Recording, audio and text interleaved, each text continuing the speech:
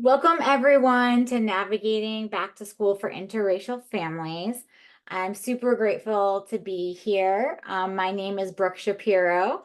I am the founder of Sprinkles Parents, which is a community for all races, religions, genders, families to come together and just help parents thrive. We have resources, activities, education, and just really dream of having a world our kids all can play together and we're all not stressed from working. Maybe it's ambitious of me, but I'm super excited to have Dr. Jenn here with us, who's going to be teaching all of us about how to um, support interracial families and any your mixed race kids. Before we begin, I just want to share a little story. Just people may be asking why me as a white woman just wanting to have this, so gung ho about having how to help interracial kids and mixed race families. And I just want to share in Sprinkles Parents last year, there was a microaggression in our Facebook group. And a lot of families didn't know what that meant. They didn't understand why it was a microaggression. They didn't realize why it was an issue. And at that point, it, dawned on me how much support interracial mixed race families really need. They have unique experiences, and that it's really important to support those families holistically and in for their kids at school. And so I'm super grateful for Dr. Jenn to be joining us to talk about ways that she can provide guidance and resources to help you if you have mixed race children and support them at school. So with that, I'm going to hand it over to Dr. Jenn and just thank you so much for being here. I'm truly grateful. Yeah, thank you for having me. I'm excited to be here. So I know I'm sure some people will come late, but I can say hi directly to the couple people that I see here.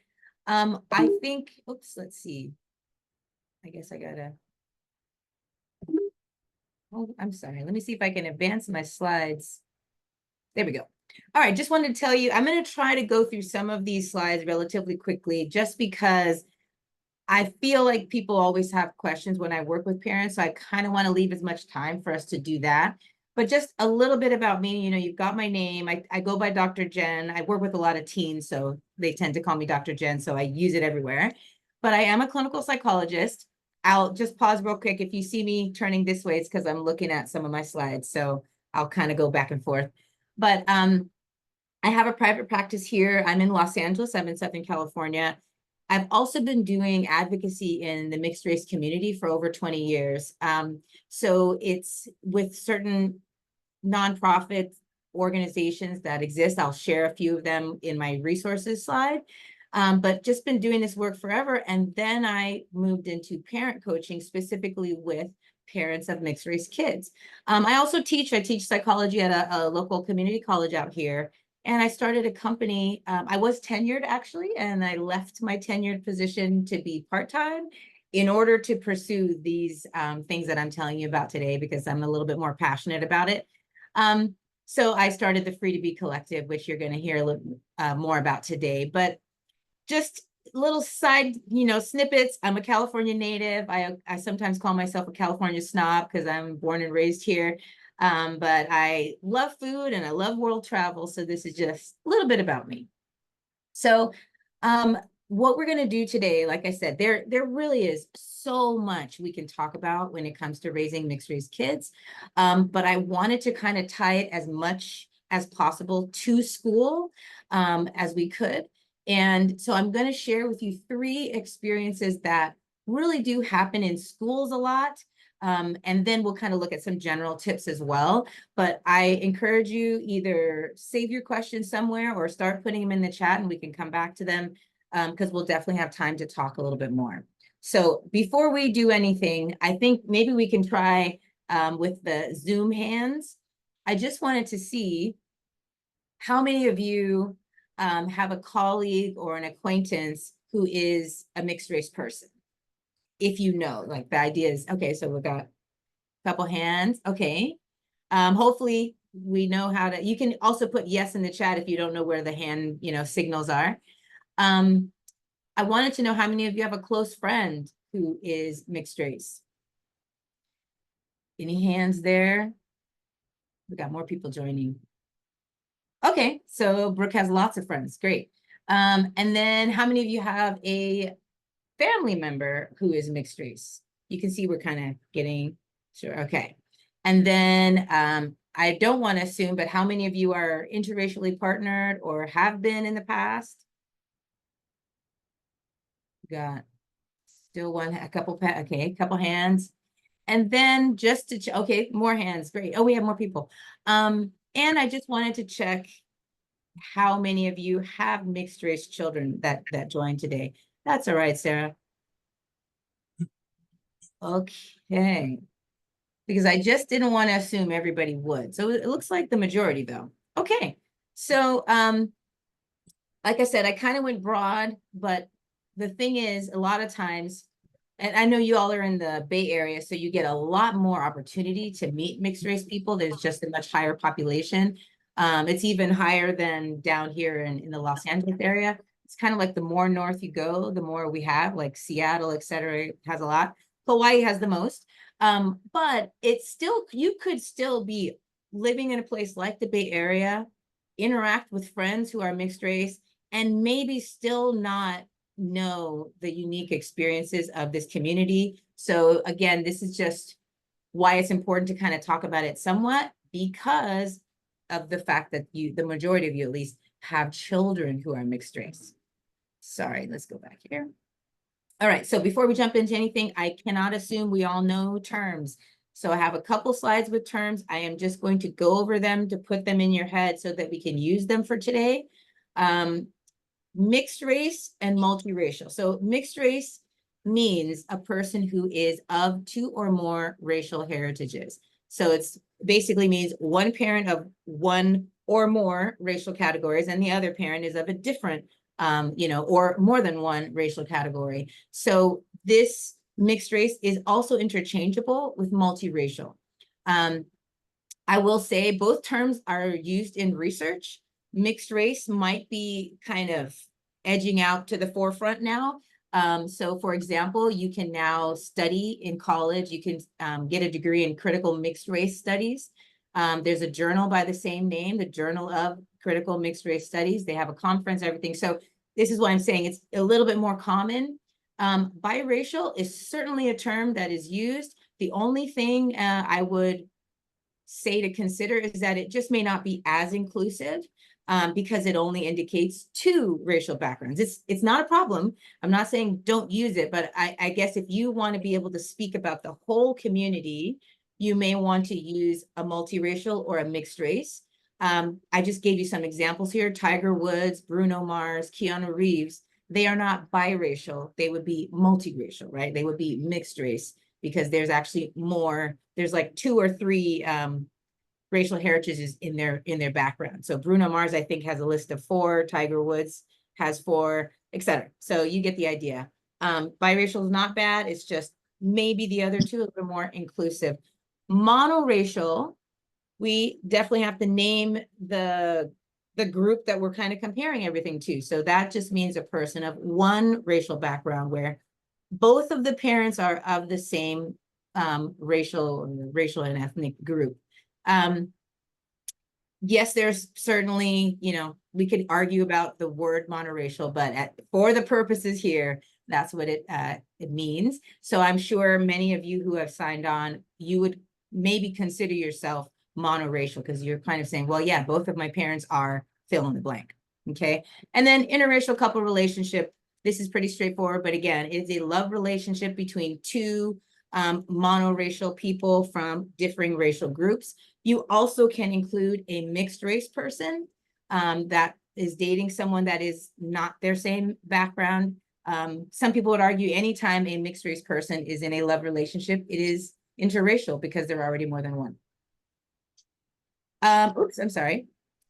Multi-ethnic. So multi-ethnic is a person of two or more ethnic groups. So you actually can be multi-ethnic and monoracial. So I'm giving an example of my cousin who has children who are Sri Lankan and Korean. Those are two very different ethnic groups, but they both fall under the Asian category. So their child would still be Asian, but their child is multi-ethnic. And there's a lot of crossover with multi-ethnic experience and multiracial experiences. A transracial, or another example could be having one parent who is from El Salvador and another parent who is from Mexico. That would be multi-ethnic, but monoracial. When we can argue about whether Latinx is a race, so let's not go there. I'm having thoughts in my head. But two other terms I just want you to be familiar with is transracial adoptee. This experience does cross over a lot with multiracials, but they really are quite distinct. So this could be a person who is of one racial category or monoracial. They also could be mixed race, but they are adopted by a family who is from a different racial category. So I gave a couple examples here. It could be two white parents adopting a Korean child, or it could be a Black family adopting a child who is Black and Mexican, right? That would be considered transracial adoption. And then lastly, third culture kid. Again, some crossover in experiences and feeling like I am a member of more than one group. This is a person who could be monoracial or mixed race, but they've grown up in a third culture that is different than the cultures of their parents. So again, some examples to kind of wrap your mind around it. A child who has two Japanese parents grows up in Brazil. Brazil is the third culture that is different than their parents' Japanese culture. I'm sorry, two Japanese and white parents. And then you have another example of, this is a former colleague of mine who has a Black parent and Mexican parent, but they grew up in Guam. So Guam became the third culture because neither parent was familiar with it, but this colleague was, really feeling connected to Guam because their whole childhood was there. So that's the idea of third culture. And then last word, which I'm sure many of you are familiar with, is a microaggression. We're essentially trying to highlight a couple microaggressions today that mixed race kids face. So microaggression is, it's really anything verbal, nonverbal, unconscious, conscious, but it's a negative, sort of statement, comment, behavior that causes harm. It might be a micro amount of harm, but that's worth arguing. I gave a couple examples. Oh, you would be so pretty if you lost weight. It's like a little knife there, because the micro sort of addressing of their body size, body shape, or you speak such good English for being Asian. That those kind of things are considered microaggressions. Some people may dismiss them, but they really do have a large impact, especially cumulatively when they happen over and over and over again. And so I just listed out for you the 6 most common microaggressions that mixed race people face. We're going to look at, like I said, just 1 or 2 of them. But I focus a lot on these 6 in my work. I mean, research also focuses on them. And so it's sort of like me bringing research to the masses and sort of being like, look, let's be aware of these top 6 and make yourself aware of like when you might be committing one, how to help your kid navigate these microaggressions. So those are just the list of them. So like I said, we're going to be looking at kind of 3 experiences that your mixed race kid can face in a school environment. And then, of course, what you can do. Like I said, please do put any comments or questions in the chat. I see someone is asking, what is everyone's family identifying? What's the background? So if people feel comfortable, feel free to share.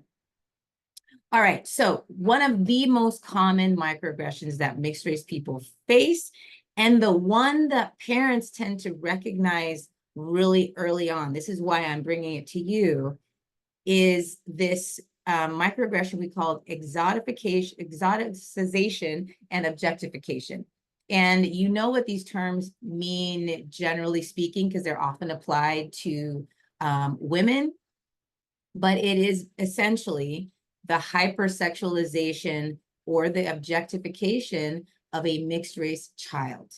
Like I said, very, very common, and is one of the first things that a parent can feel early on. So just to give you some examples, someone comes up to you and they look at your child and they go, oh my gosh, is your baby mixed race? Oh, mixed race people are just so beautiful. They're just so, feels like a compliment, it's sort of meant to be that. but there's just an emphasis that has a different color to it. Two more examples. Oh my God, look at your baby's eyes. Your baby has bedroom eyes. That's so, look at that. By the way, I'm not making these up. These are actually things that parents have had said to them about their child. The bedroom eyes comment was for a child that was 3. Why are we saying that what is a 3-year-old going to do with bedroom eyes? You don't need to be looking at the 3-year-old child that way, right? Same thing with, I would just kill for those lips. You're objectifying a child and also kind of taking in that person's mind, the lips were sexy and pouty. And so this stranger essentially was like, ooh, I want those, it's like, wait, this is a real human here. What's happening? So these are very common experiences. We can see it showing up in the media where mixed race people are often sexualized or made to be, a love interest of some sort.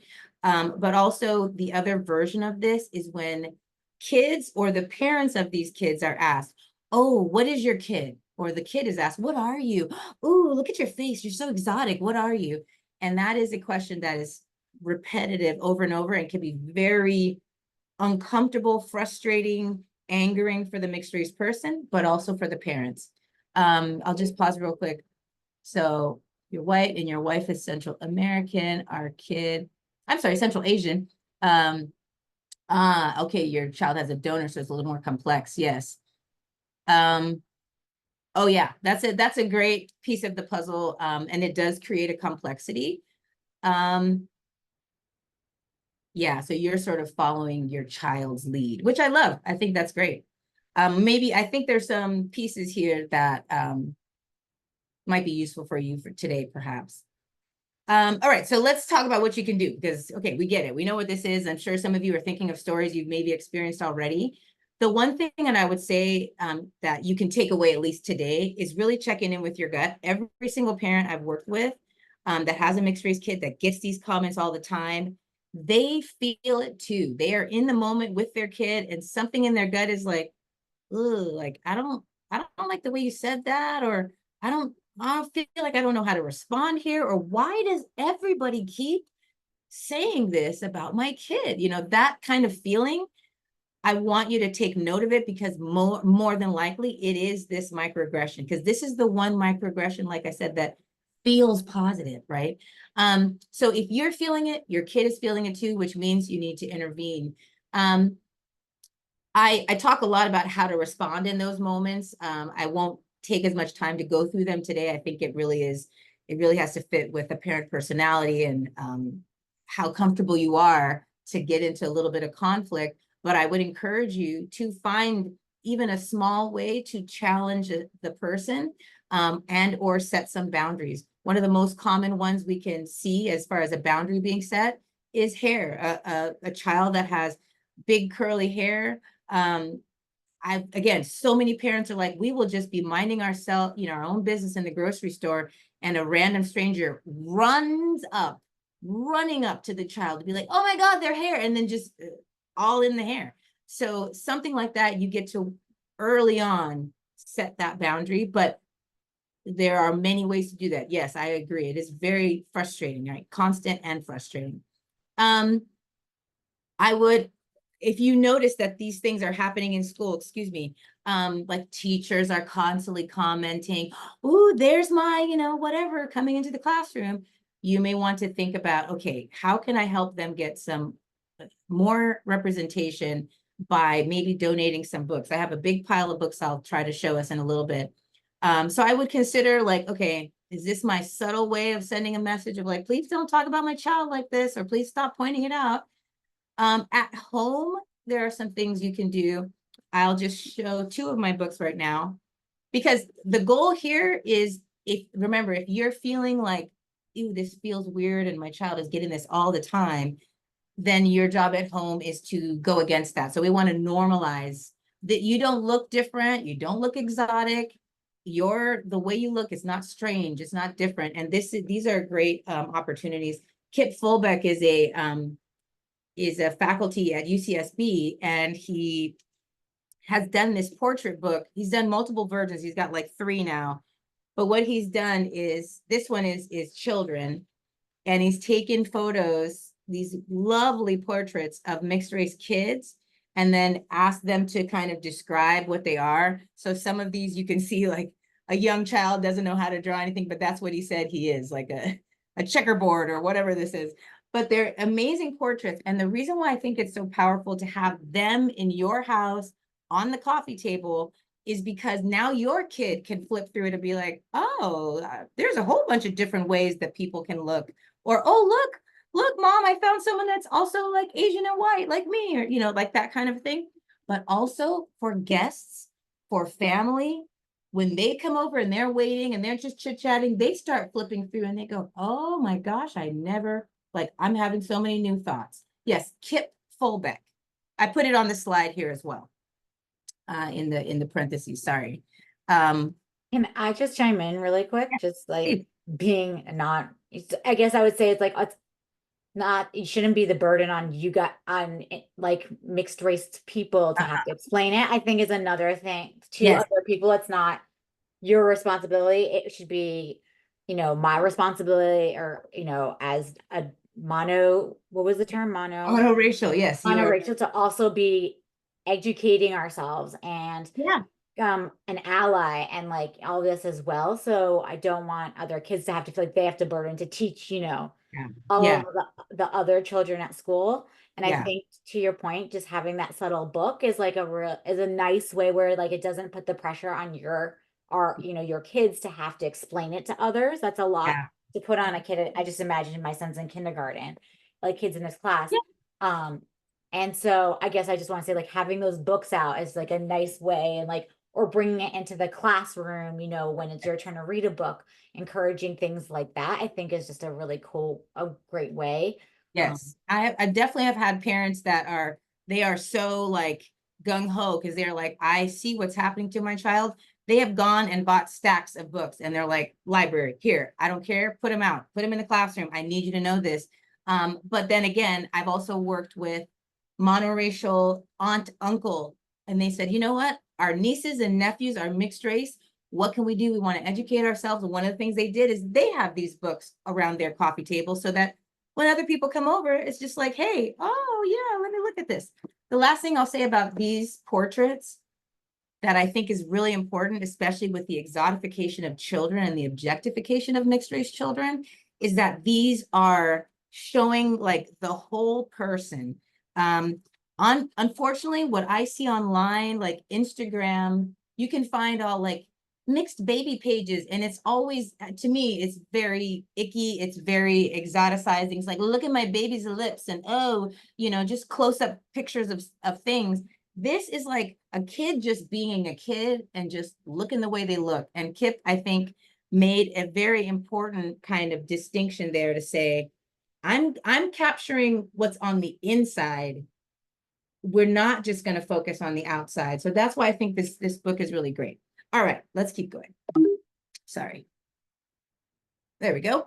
Another school issue specifically, racial identity forms. Again, some of you are saying your kids are 5, maybe they're just starting to go in. A lot of schools require some sort of, demographics form.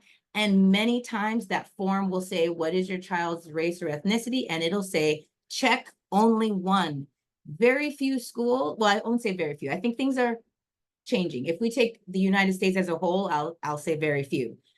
California, we probably have a little bit increase, but many schools don't have a check more than one option, which I think is most important for a mixed race child. You want to be able to say, as Sophia has here, you want to be able to check off Asian, Hispanic, whatever their, line item calls it, or, Black/African American. If you sit with that form and they're like, oh yeah, but just choose one, that's so unfair to the whole family, right? And it really causes a conundrum. Some of the racial forms in school try to say that they're being inclusive, and they're like, yeah, check more than one, but also just tell us which one is the primary race.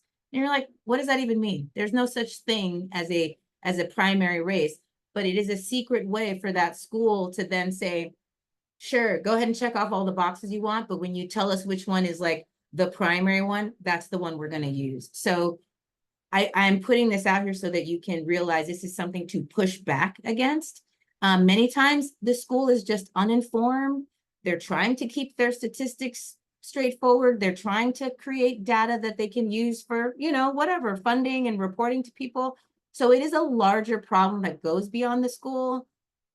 But so what? Other schools have done it. We've actually passed, laws in the state of California, at least, that require higher education to allow a check more than one box. So it should be pretty universal by now, because that law was like, I don't know, before the 2000 census. So it's like, what are we doing? So I just think this is an important.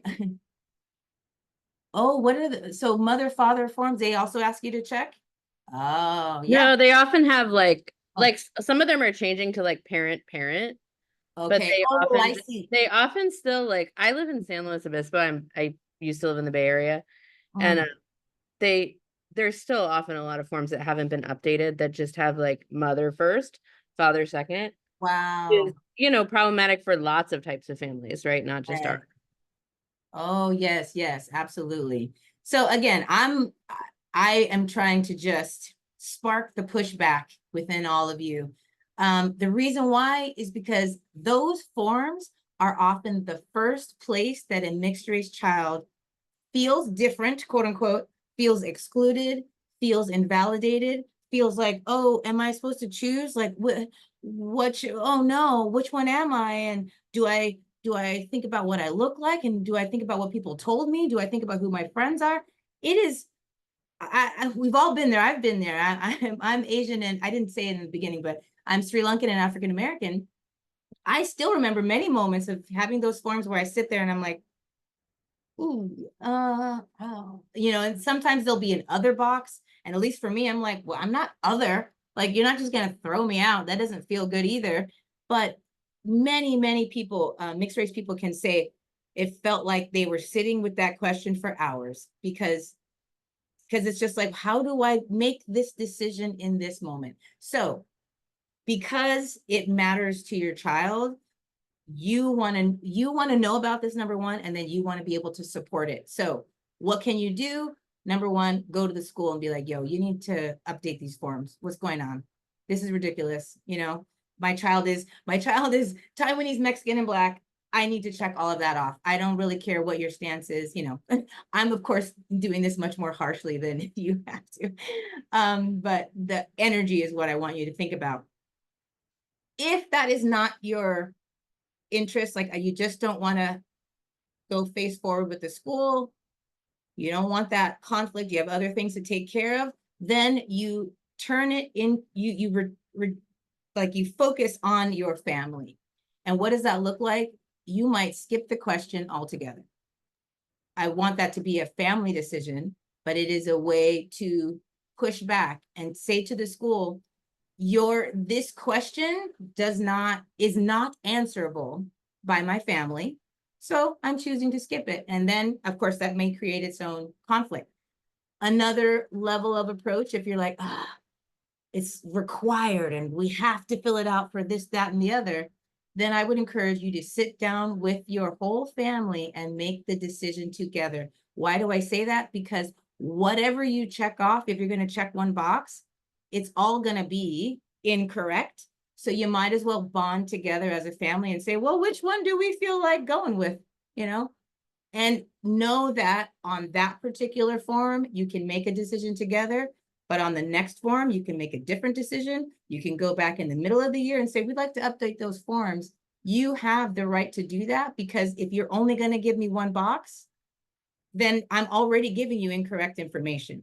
So I have seen families do this with children as young as 6 years old. If you think, oh, I think my kid's too young. No, you can sit down and say, okay, sweetie, today, what do you think we should put?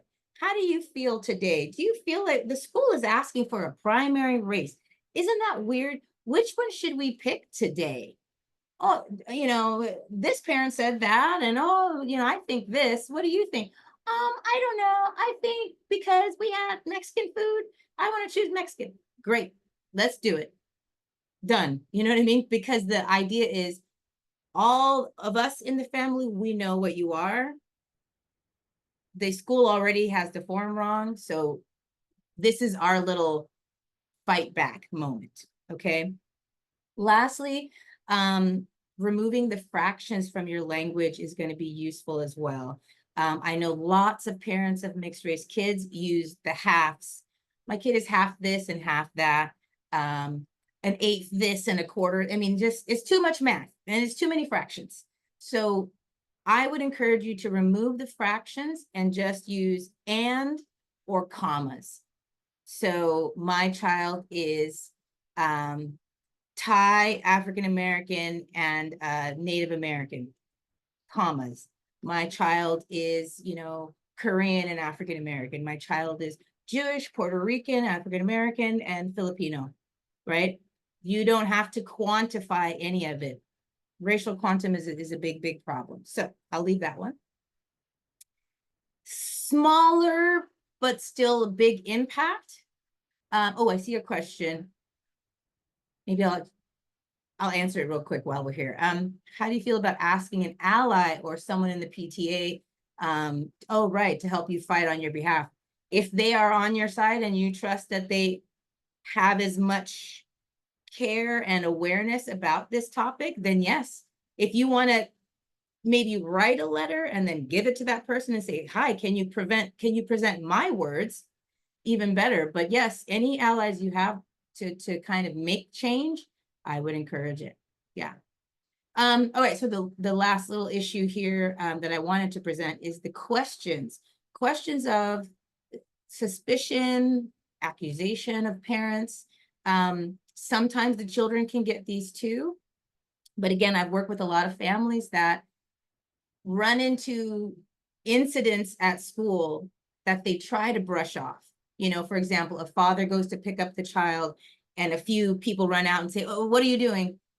And the person's like, I'm here to pick up my child. And there's a little moment of like, oh, we didn't think you were that child's parent. And well, okay. And so the parent is like, oh, you know, these things happen. But when you see these things happen over and over and over again, that's when you start to realize, okay, something else is going on here. There is a microaggression. There is a misunderstanding of what families can look like. There's an assumption being made here. So what have I seen? Like I said, school personnel either questioning the parent, not allowing a pickup to happen until someone calls someone else to prove that they're the parent. I understand they're wanting to protect the child. Maybe personnel asking very intrusive questions. Oh, you came to pick up little Timmy today? Oh, is he adopted? Why are you asking them? What, you know, what right is that to, you know, dig a little bit there? Or, oh, you're the mom. I thought you were the nanny. You know, those kind of things are very, very common with parents of mixed race kids. And again, just the classic of like, is that your child? I think if I had $1 for every parent that was just, like I said, grocery store, in the park, minding their own business, and someone comes up and says, excuse me, is that your child? You're like, yes, and do I know you? And then usually it follows with like multiple questions of like, please explain how your child came to be. I am looking at them and they don't look like they're your child. So worst case scenario with these accusations or suspicions is accusing an adult or a parent of kidnapping and like involving authorities. Of course, we never want that to happen. And I do believe it is rare, but it still happens because of assumptions being made. There are certainly in the last year, 2 very public stories, one of a white mother of a mixed race child and one of a Black father of mixed race children, both who were accused of child trafficking on a flight when they were just traveling with their child, right? Where the flight attendants are like, oh, this person is trafficking your child, let me make some reports. And then the police are waiting for them when they land. So it's, this is not a small thing. It can get big. At least in school, what are some things you can do? If this has happened to you even a little bit, I would encourage you to try to get ahead of it. So sharing either like a family photo or making a little collage, like, oh, about me, like, oh, my child is going to school. And it's like, here's my little about me, teacher. And it doesn't have to be about, hey, don't suspect us of this, but you are getting ahead of it by informing the teacher, this is what both of their parents look like. So please don't ask. Please don't get intrusive when the other one comes, you know, that kind of a thing. So you may want to do that with relevant personnel. I always encourage a snarky response from a parent if you feel that fits with your personality. When someone says, oh, are you the nanny? Do you have any, you know, openings for other kids? And, you know, coming up with a snarky response of like, oh, you know, 24 hours of labor is not, you know, what nannies do, you know, something like that, and kind of shutting it down. But I know not everybody is comfortable with that. I would encourage, again, family connection, practicing a family response, whether that be shared family t-shirts, a shared family statement that you make, but just a way that the child knows, my parents are in on this, they're going to speak up, I'm going to speak up, so that if people keep getting confused, we all have a response. Just a quick example, a family that I worked with, they would literally every single time they would go to the restaurant, they had 4 people in their family, they would go up to the hostess and say, hi, you know, can we be seated, table for 4, or something like that. The host would look at them and still say, oh, are you together? What? No, I just grabbed random 2 kids out here. No, those 2 kids are going to sit by themselves. I'm here.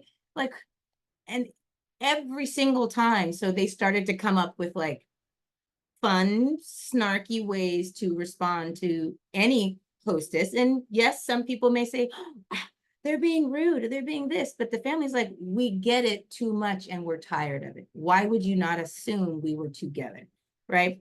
Lastly, nonverbal responses. Again, if you are not one that wants to say something in the moment, t-shirts, flag buttons on your child's backpack, hats that they can wear. There are multiple ways to like assert identity without saying it, to assert family connection without saying it. So there's a whole host of ways to be creative, to indicate, hey, yes, we are meant to be together.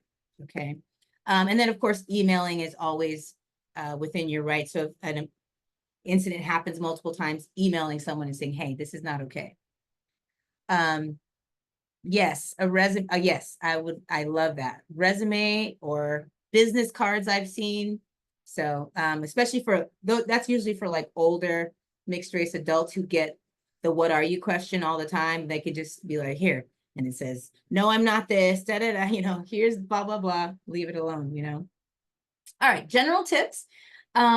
Just because we know so many things can happen outside of the home, I'm encouraging you to foster the positive identity at home, within your home. So one of the most important ways that you can do this is connecting to culture.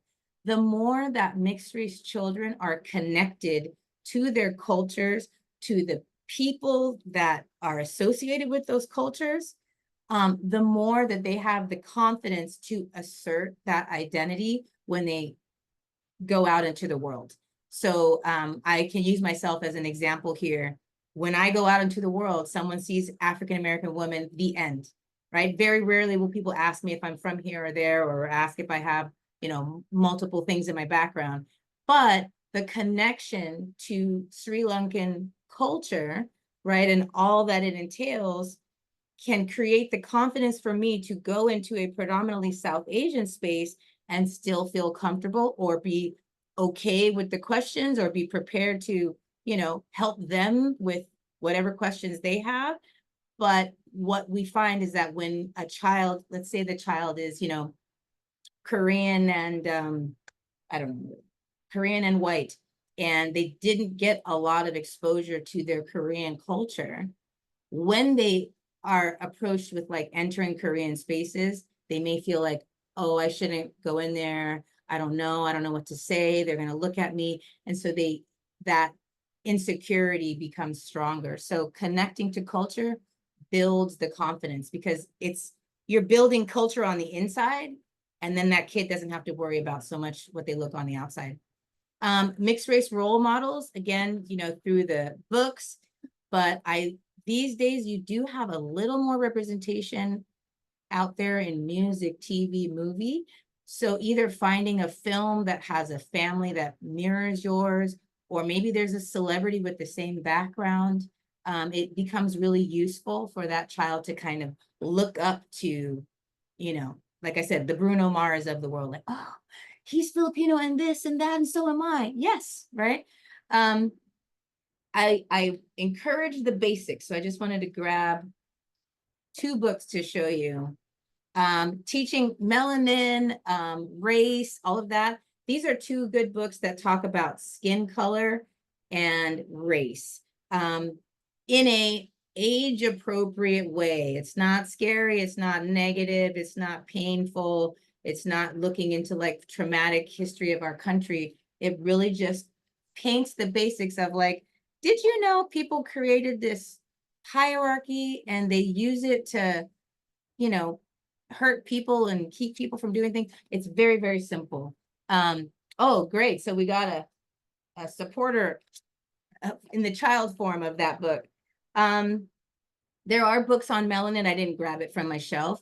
Again, that usually can be very helpful for children to just understand how melanin works so that they don't associate specifically darker skin with something being bad. When you understand, oh, melanin works like this because of that, the kid can remove some of those negative connotations. And then I listed a bunch of books. They are all they're all books that have a mixed race character.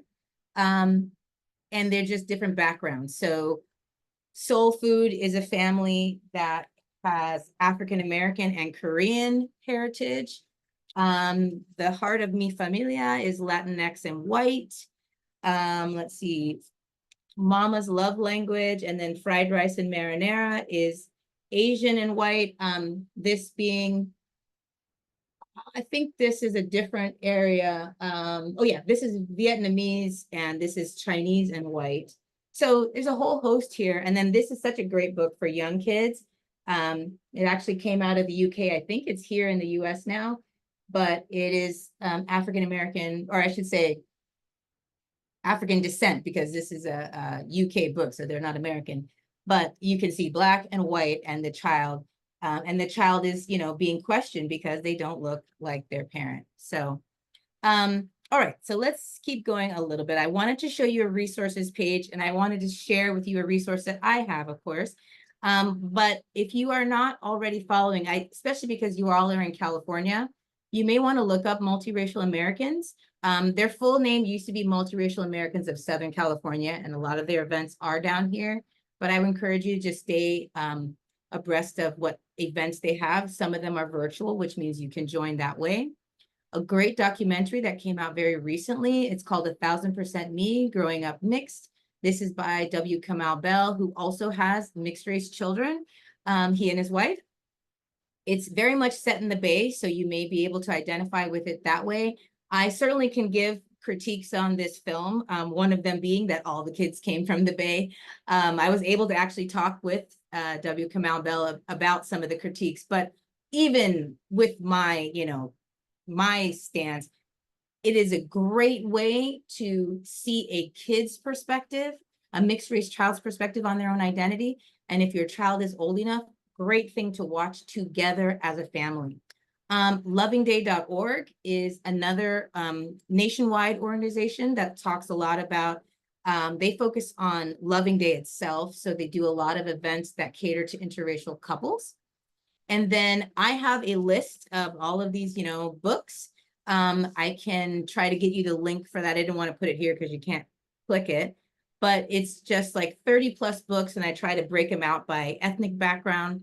And then, like I said earlier on, I have the Free to Be Collective Parent Community. So I'll just take a few minutes and tell you about it real quick, and then we'll do our Q&A. So like I said, let's go here. So the Free to Be Collective is really the parent community for parents raising mixed race kids, because many times parents feel alone and they're sort of like, who can I ask about, the teacher said this today, who can I talk to about it? I don't know. So I'm trying to create that space.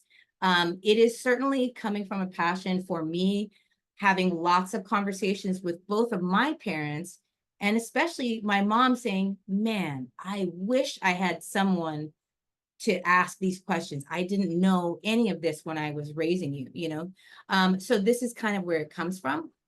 So the parent community is free to be collective, and the Mixed Life Academy is my educational sort of addition here. So these two things together come together in this online community. So you get coaching with me, you get the community of parents, right, that are like-minded people doing similar things. And then you get the consciousnesses where I get a chance to educate and lay the foundation of like, this is the experience your child is going to have. Here's how to understand it. Here's how to support your child. Here's how to build the confidence and the resilience, right? All right, so just to list a few things that you get. Like I said, the community, which is on Circle platform, which is a lovely structure and flow there. You don't, I'm not sure if you're familiar with it, but it's really nicely built out. And then you get the live group coaching sessions with me. I love doing these because, again, it's a like this group that Brooke has, you feel an intimate connection. Sometimes we can really build safety when it's like week over week. So parents are sharing very real topics and crying about, you know, things that they're struggling with within their family. Then I do a lot of workshops. So workshops on relevant topics that parents of mixed race kids need. One of the most recent ones we did was on white presenting mixed race kids. So that is a very unique experience where a child might be mixed race. If you know who the singer Halsey is, anybody know Halsey? Or Nora Jones, for example, these are two mixed race people that in the majority of the world, they're just viewed as white, but Nora Jones has an Indian father, Halsey has an African-American parent, and they talk a lot about the experience, especially Halsey, of like knowing that she has a whole side of her family that's African-American, but not looking like it and not having that experience. So it's a workshop on how to help parents support those kids. Then I've got a library of videos, 20 plus videos that's just growing all the time. You got the places to discuss, you got your mini courses. I create a lot of activities for parents to do with their kids. And then in-person events, I've been doing more. We had a Free to Be Fest this past summer. The summer that just ended, I guess. But it was such a great space to bring parents of mixed race kids and mixed race adults together. We watched films, we just talked, we had a Q&A. It was a really like empowering experience. So you can take a look here at the pricing. I definitely broke it out into monthly and annual. Really, you have two choices. You can become a parent advocate or you can become a parent ally. There are some parents I find that are just wanting the community. They're like, I just want to meet other parents. I want to be able to talk with them. I want to learn from them. And so that would be the ally plan where you get all of those access to the parents and also to the live Q&As with me and all of the parents. And so you can see that that's $31 a month or $316 for a year, which really you're kind of saving 2 months in there. But if you are a parent that's like, you know what, I do want all the parents, I want to meet them, but I want to learn. I know I will watch these videos. I want worksheets. I want activities. I want to be more involved. That would be the advocate level where you get, again, the full video library, all the workshops. I have other courses that have already been created. So you just get that full access. Again, that would be $183 a month or $1866 for a year. Again, kind of like 2 months off. I will just say I do one-on-ones with parents. So just for reference, a one-on-one hour-long session with me would be $250. So I try to kind of bring it down because it's one thing to do one-on-one, but to me, the beauty of this is the parents that come together. So I've done some of these groups where it's been 6 weeks at a time, the same group of parents. They often are like, oh, is this our last session? Wait, let's exchange emails. When am I going to talk to you again? Because one is in Connecticut and one's in like, you know, out here in Los Angeles. And they're like, but still we connected.